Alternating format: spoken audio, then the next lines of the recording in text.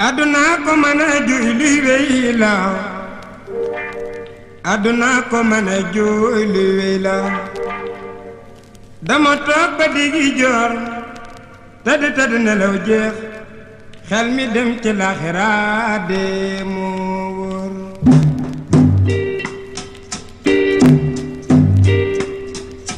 Bonjour tout le monde, je vous retrouve pour une nouvelle vidéo consacrée à l'origine des anciens Égyptiens. Dans les deux premiers épisodes, nous avons pu démontrer que, contrairement à ce qu'on entend aujourd'hui, l'idée que les Égyptiens de l'Antiquité étaient des Africains, ce n'est pas une idée qui vient des Africains, parce que cette idée s'est infiltrée en Europe durant la traite négrière et durant la colonisation, et ce sont des Blancs eux-mêmes qui, après des travaux, ont conclu que les Égyptiens de l'Antiquité étaient des Noirs. Eh bien, nous allons poursuivre avec cette thématique, avec ce troisième épisode où nous allons parler d'un personnage qui a été très très important dans la défense de cette idée et qui est le comte de Volney. Dans cette première vidéo, nous allons surtout nous atteler à présenter le personnage, à définir qui était le comte de Volney, qu'est-ce qu'il a dit et quelle était sa crédibilité. Et dans une autre vidéo, nous mettrons véritablement à l'épreuve ce qu'il a dit. Nous analyserons ses arguments pour essayer d'établir s'ils sont crédibles ou pas. Qui était le comte de Volney?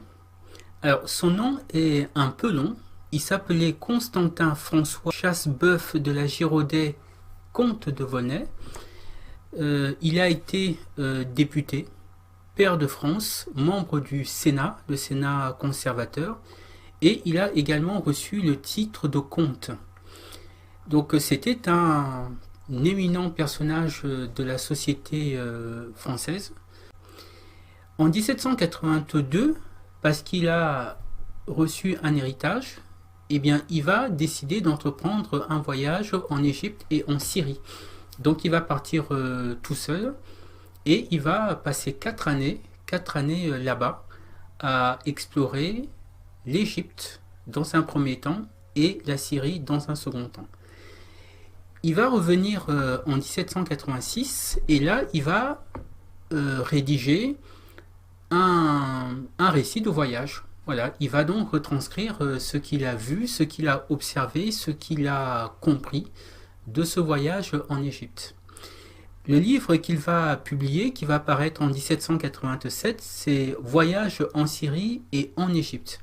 Et le moins qu'on puisse dire, c'est que ce livre va avoir un impact considérable au sein de la société. Le comte de Volney, à partir de ce moment-là, va être vu comme une sorte de Christophe Colomb. Et depuis, il va être considéré comme le père de la sociologie et le père de l'ethnologie. Alors, le livre que va publier le comte de Volney en 1787, c'est celui-ci, Voyage en Syrie et en Égypte. Et à partir de la page 65, il va expliquer par quel cheminement il est arrivé à la conclusion que les Égyptiens de l'Antiquité étaient des Noirs. Et ce cheminement analytique va commencer par son observation des Coptes. Il y avait à l'époque plusieurs communautés en Égypte et il va remarquer que les Coptes ont une physionomie qui est quelque peu différente de celle des autres Égyptiens. Or, le comte de Volney sait que ces Coptes, ce sont les descendants des Égyptiens d'origine, des Égyptiens de souche. Donc, je vous montre ce qu'il va dire ici. Voilà, alors, à partir d'ici, voici ce qu'il dit. En considérant le visage de beaucoup d'individus de cette race, donc de la race des Coptes, je lui ai trouvé un caractère particulier qui a fixé mon attention. Tous ont un ton de peau jaunâtre et fumeux, qui n'est ni grec ni arabe. Tous ont le visage bouffi, l'œil gonflé, le nez écrasé, la lèvre grosse, en un mot, une vraie figure de mulâtre. J'étais tenté de l'attribuer au climat lorsqu'ayant été visiter le Sphinx, son aspect me donna le mot de l'énigme. En voyant cette tête caractérisée nègre dans tous ses traits, je me rappelais ce passage remarquable d'Hérodote où il dit « Pour moi, j'estime que les Colches sont une colonie des Égyptiens parce que, comme eux, ils ont la peau noire et les cheveux crépus. » C'est-à-dire que les anciens Égyptiens étaient de vrais nègres de l'espèce de tous les naturels d'Afrique. Donc là, ce qu'il explique, c'est que quand il a observé le visage des Coptes, il a remarqué qu'ils avaient un visage caractéristique du mulâtre. Et que dans un premier temps, il s'est dit que c'était peut-être dû au climat, mais que quand il a visité le Sphinx, c'est là qu'il a compris. Pourquoi? Parce que le Sphinx avait un visage négroïde.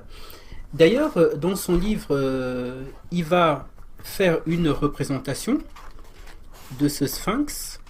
Alors, je vais vous le montrer. Voilà, donc c'est ici, à la page 501. Voilà, donc il a ici fait cette représentation du Sphinx tel qu'il l'avait vu. Et on voit bien ici que c'est le visage d'un nègre. Pourquoi cet argument était très important? Parce que le visage du Sphinx représentait la tête du pharaon d'Égypte. Et donc, si les Égyptiens étaient blancs, pourquoi auraient-ils représenté leur pharaon avec le visage d'un nègre? Ça n'avait pas de sens. Si aujourd'hui, par exemple, on demande à un sculpteur de faire une statue représentative des chefs d'État français, des présidents de la République française, il est évident que ce sculpteur ne va pas mettre la tête d'un noir sur cette statue. Il va faire vraiment un visage le plus caractéristique possible du président de la République française. Et là, eh bien, le Sphinx représentait le visage de Pharaon. Or, le Sphinx avait un visage négroïde. Donc là, le visage du Sphinx plus le teint mulâtre des Coptes, ça amène le comte de Volney à conclure que les Égyptiens d'origine, les Égyptiens de souche, étaient des nègres. Alors, il explique par la suite, alors pourquoi est-ce que ces Coptes n'ont pas la peau noire? Donc, il poursuit son argumentation à partir d'ici. Et dès lors, on explique comment leur sang, donc le sang des Coptes, allié depuis plusieurs siècles à celui des Romains et des Grecs, a dû perdre l'intensité de sa première couleur, en conservant cependant l'empreinte de son moule originel. Donc il dit ici que pourquoi est-ce que les Coptes ne sont plus noirs? Eh bien tout simplement parce que les Coptes, depuis des siècles et des siècles, ont allié leur sang avec celui des Grecs et celui des Romains, qui eux sont blancs. Donc c'est ce métissage qui a fait que les Coptes ont perdu leur couleur d'origine, la couleur d'origine qui était donc noire. Voici donc la conclusion que tire le comte de Volney sur l'origine des anciens Égyptiens. Et à la page suivante, la page 67, voici la réflexion qu'il fait. Il dit ici, quel sujet de méditation de voir la barbarie et l'ignorance actuelle des Coptes, issus de l'alliance du génie profond des Égyptiens et de l'esprit brillant des Grecs, de penser que cette race d'hommes noirs, aujourd'hui notre esclave et l'objet de nos mépris, est celle-là même à qui nous devons nos arts, nos sciences et jusqu'à l'usage de la parole. Voilà, parce que le comte de Volney savait que les Égyptiens étaient à l'origine de la civilisation, et donc il comprend donc que ce sont bien des nègres, ce sont les nègres qui à cette époque-là étaient esclaves, et bien que c'est bien eux qui en réalité étaient à l'origine de la civilisation. Ce qui a d'emblée marqué la société de l'époque avec le livre du comte de Volney, c'est la tonalité de vérité qui en ressortait. C'est-à-dire que on voyait bien que ce livre n'avait rien de romanesque. Il s'agissait clairement d'une description de faits. Et c'est pour ça que le comte de Volney va être considéré comme le père de la sociologie. Par exemple, le tout premier lecteur de ce livre va d'ailleurs le spécifier. À l'époque, tous les livres devaient d'abord passer par la censure avant d'être publiés. Et donc, c'est également ce qui va se passer pour le livre du comte de Volney. Avant sa publication, le ministère de la Justice va envoyer une copie de ce livre au censeur du roi. Et le censeur du roi va lire, et au terme de la lecture, il va donc rédiger une note d'approbation qui, de fait, autorisait la publication de ce livre. Alors, je vous mets sous les yeux la note que le censeur du roi, nommé Guidi, avait rédigée. Il dit « J'ai lu, par ordre de Monseigneur le garde des Sceaux, un manuscrit intitulé « Voyage en Syrie et en Égypte ».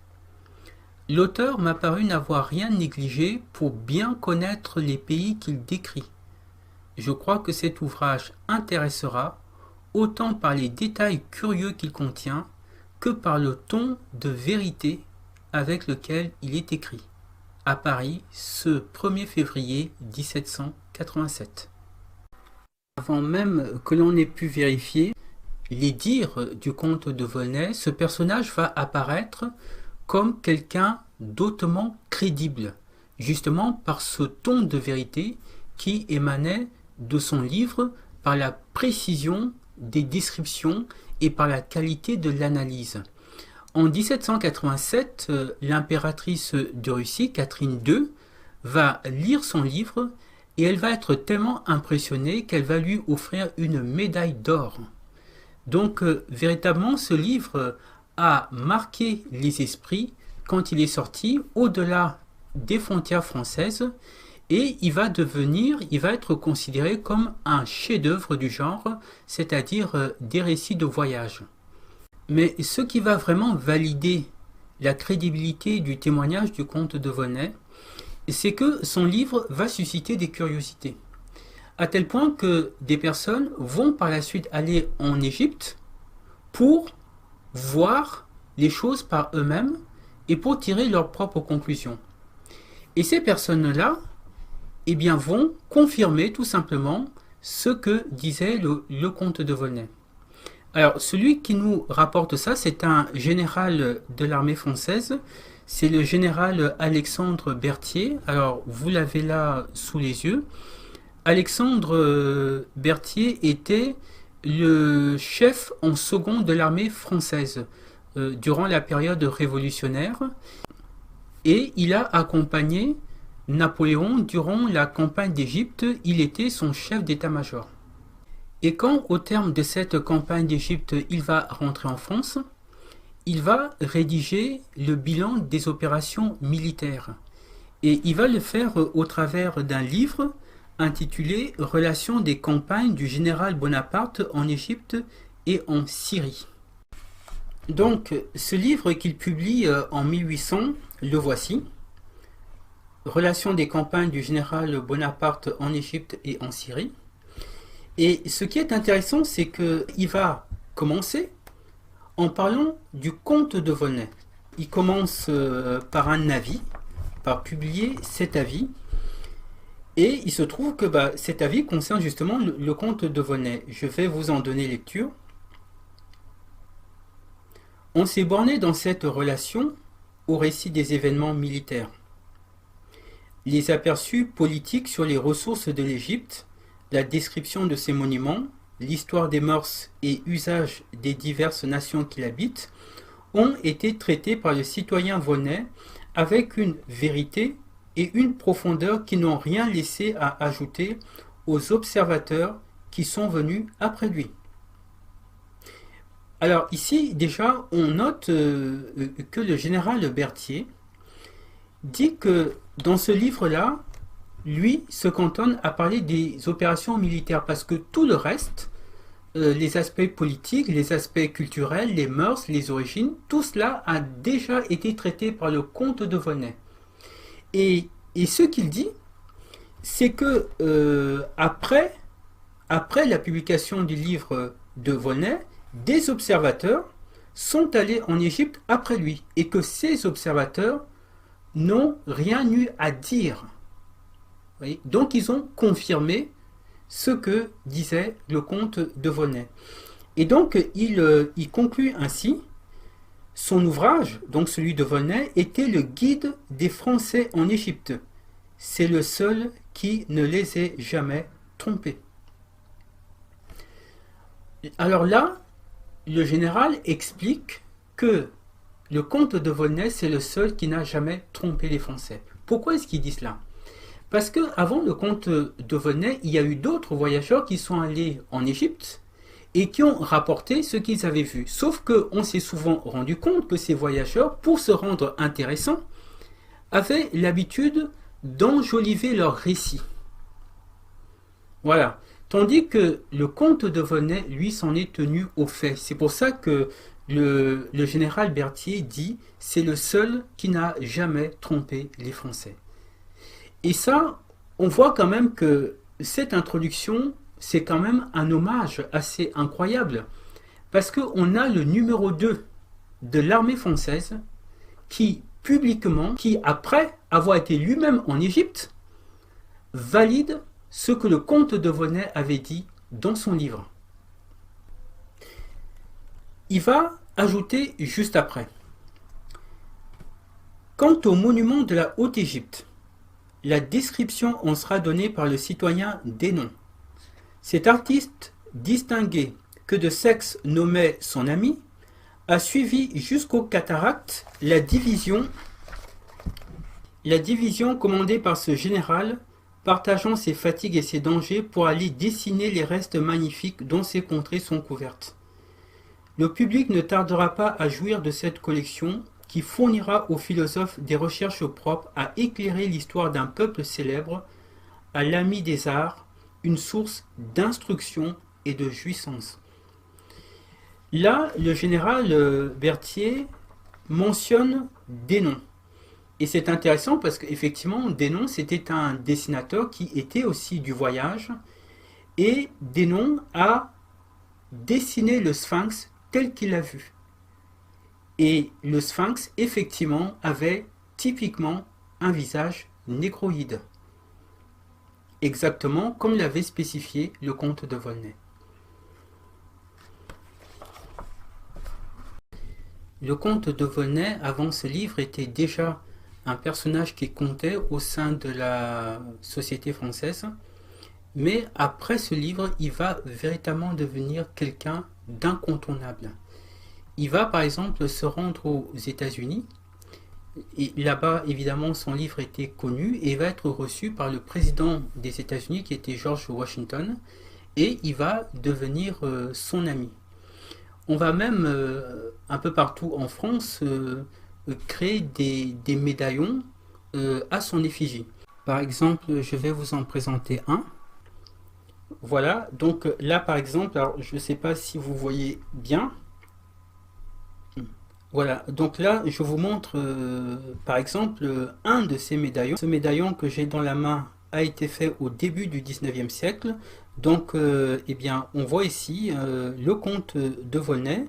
Il y a son nom, je ne sais pas si vous voyez bien, on a le CF, hein, Constantin François, Chasseboeuf, voilà, et un peu ici, de l'autre côté, on voit bien de Volney, voilà, de Volney. Donc il y avait ces médaillons qui étaient faits à son effigie. Le comte de Volney a marqué l'histoire de France au-delà de ce que l'on pense. Je vais vous raconter une anecdote hein, qui est rapportée par le journal Le Figaro de 1863. Alors là, c'est vraiment un très très vieux journal. Hein. Ce journal a survécu depuis 1863. Alors, je vais vous montrer. Voilà, donc celui-ci date du 26 avril 1863, donc c'est le journal Le Figaro, il coûtait 35 centimes à cette époque-là. Et il va y avoir un article sur le comte de Volnay. Alors, le comte de Volnay était mort en 1820. Il était mort le 25 avril. Donc là, nous étions le 26 avril, donc 40 ans après. Et le journal, en quelque sorte, voulait lui rendre hommage. Alors, je rappelle un peu le contexte en France de l'époque. La France était sous le Second Empire, sous le règne de Napoléon III. Victor Hugo était en exil à Guernesey. C'était 7 ans avant la guerre contre la Prusse et la défaite de Sedan. Et l'esclavage était aboli en France depuis 15 ans. Donc, Le Figaro rend cet hommage au comte de Volnay. D'abord ici, il publie une note, la note qui avait été publiée à l'annonce de sa mort. Il est dit: le comte de Volnay, auteur des Ruines, ancien constituant, ancien sénateur, pair de France et membre de l'Académie française, est mort cette nuit après une courte maladie. Donc le Figaro poursuit, son vrai nom était Chasseboeuf, etc. Alors le journal va rapporter des anecdotes assez intéressantes. D'abord, il va dire qu'après le 18 Brumaire, c'est-à-dire le coup d'État de Napoléon, il fut question de lui pour le consulat provisoire qui précéda la mise en vigueur de la Constitution de l'an 7. Lorsque Napoléon fait son coup d'État, il va instaurer en France un nouveau régime qui est le consulat. Et là, ce que le Figaro nous apprend, c'est que on avait envisagé la possibilité que ce soit le comte de Volnay qui dirige ce consulat, donc qui dirige la France à ce moment-là. Finalement, ce sera bien Napoléon qui va lui-même diriger le consulat. Et il explique après, il refusa vers cette époque le ministère de l'Intérieur, voilà, pendant plusieurs, etc. Donc Napoléon lui avait proposé d'être son ministre de l'Intérieur et il avait refusé. Ce qui est très intéressant ici, c'est que le Figaro va rapporter un fait qui est très très peu connu. C'est-à-dire qu'il explique que avant le coup d'État, il y a eu une période où Napoléon avait été mis au placard. Donc il était mis en disponibilité. Et donc Napoléon avait décidé de quitter la France, de ne plus servir le gouvernement français, de ne plus servir les Français, mais d'offrir ses services aux Turcs ou aux Russes. Mais avant de partir, il décide d'aller demander de l'aide au comte de Volnay. On nous dit ici, alors en disponibilité et abreuvé de dégoût, donc Napoléon, pensait aller offrir ses services soit aux Turcs, soit aux Russes. Volnay l'en détourna et le fit rencontrer à déjeuner chez lui avec l'Arveillère Lépaud, qui avait beaucoup d'influence. La conversation de Bonaparte frappa l'Arveillère, déjà prévenu par Volnay. Il le présenta le lendemain à Barras. C'était la veille du 13 Vendémiaire. Bonaparte fut réintégré dans son grade et les services qu'il rendit dans cette journée assurèrent dès lors sa fortune. Cette anecdote est vraiment très intéressante parce qu'elle montre que l'histoire tient à peu de choses. Napoléon avait décidé de quitter la France, de ne plus servir la France, mais plutôt de servir soit les Turcs, soit les Russes. Et c'est uniquement parce que le comte de Volnay a usé de son influence pour l'aider, pour qu'il soit réintégré dans ses fonctions, qu'il est resté en France. C'est-à-dire que s'il n'y avait pas eu de comte de Volnay, il n'y aurait pas eu de Napoléon français. Il y aurait peut-être eu un Napoléon turc ou un Napoléon russe, mais en tout cas, il n'y aurait pas eu le coup d'État du 18 Brumaire, il n'y aurait pas eu le consulat, il n'y aurait pas eu le Premier Empire, il n'y aurait pas eu Waterloo. Bref, l'histoire de France aurait été totalement différente.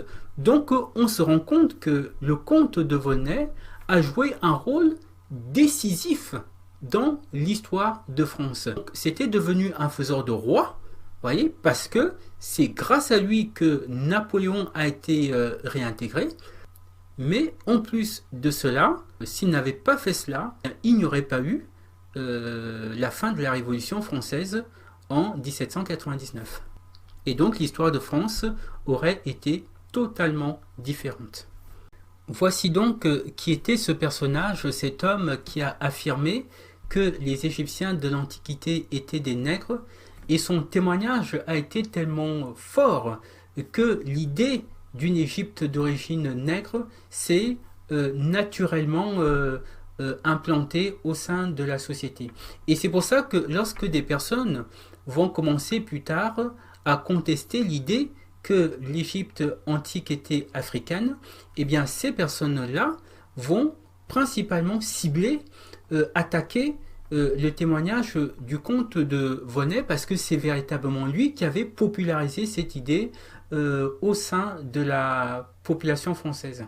Dans la prochaine vidéo, nous allons mettre à l'épreuve ce qu'il a dit. Le comte de Vonnet explique qu'il est arrivé à la conclusion que les Égyptiens de l'Antiquité étaient des nègres par son observation des Coptes et par son observation du Sphinx. Eh bien, nous mettrons cela à l'épreuve, nous verrons si c'est crédible sur cette base d'arriver à la même conclusion que lui.